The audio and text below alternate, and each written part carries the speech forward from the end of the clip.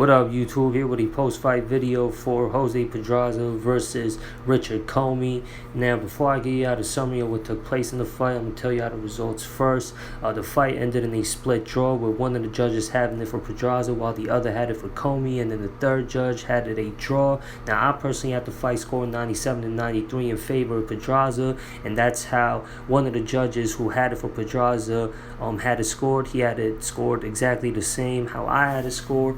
While the other judge had it a round up for Commey, and like I said, the third judge had it a draw, and that led to this fight ending in a split draw. Now, 97-93, that's a wide gap, a wide margin lead for Pedraza.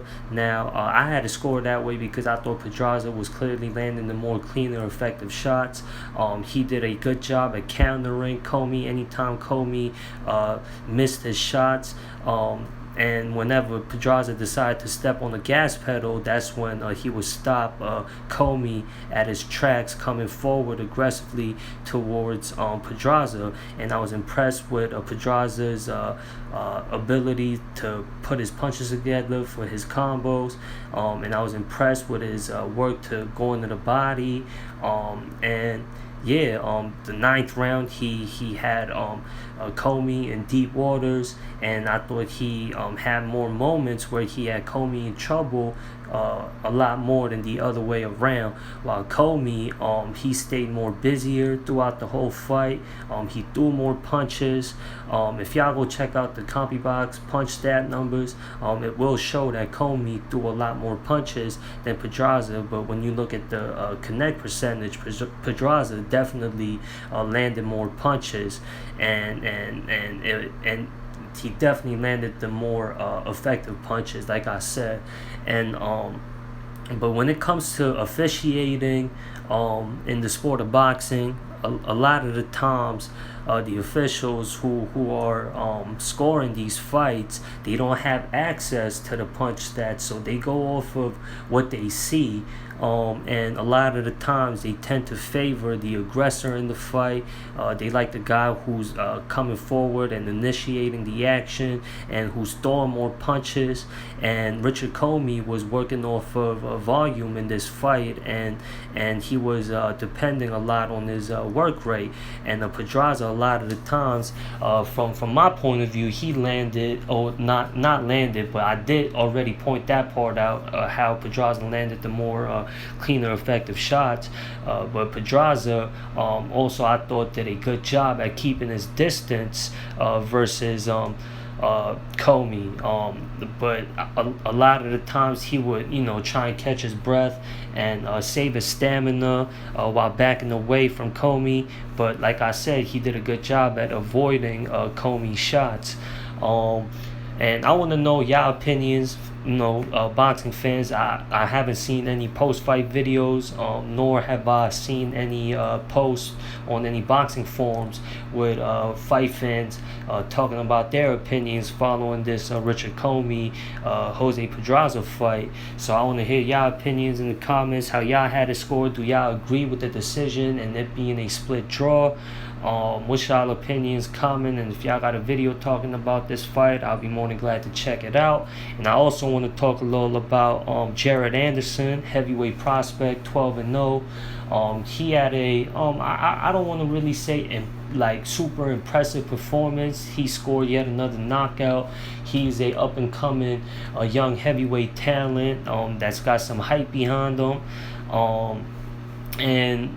This performance tonight on the undercard, the co-main event to this top-ranked boxing on ESPN, we saw Jared Anderson pick up his 12th win.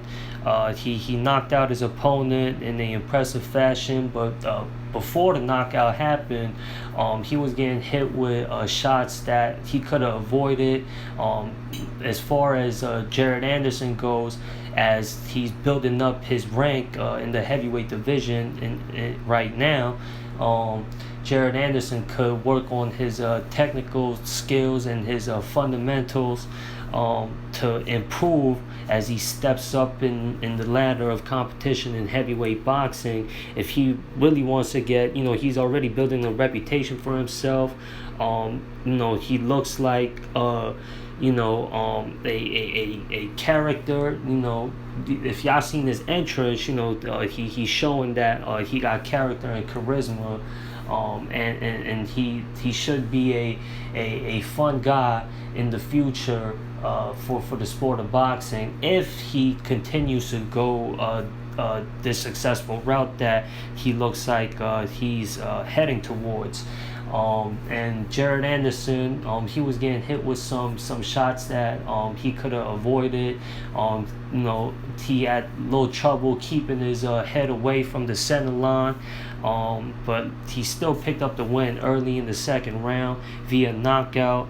He got some incredible power, and that's what boxing fans or sport fans in general like to tap into heavyweight boxing for. They like to see the big guys score these knockouts, and Jared Anderson looks like that guy to come out of America for heavyweight boxing, to be that next big thing, that next big knockout artist in the heavyweight division. But like I said, as he steps up in the ladder of competition, if he wants to climb through the ranks and potentially put himself in position to challenge to become a heavyweight champion one day, he's gonna want to hit the gym and work on his fundamentals and sharpen his game. And as far as this performance goes, like I said, it's only his 12th professional fight. We'll see what's to come in the future. Obviously, he's gonna have more fights. He's still a prospect. He's gonna have more fights with more journeymen before he fights a recognizable name in the heavyweight division. And yeah, well, that's all I want to talk about as far as the co-main event goes for tonight's boxing. Y'all let me know what y'all opinions is on Jared Anderson's performance. What y'all see for him in the future. Do y'all think he's legit? What's y'all opinion?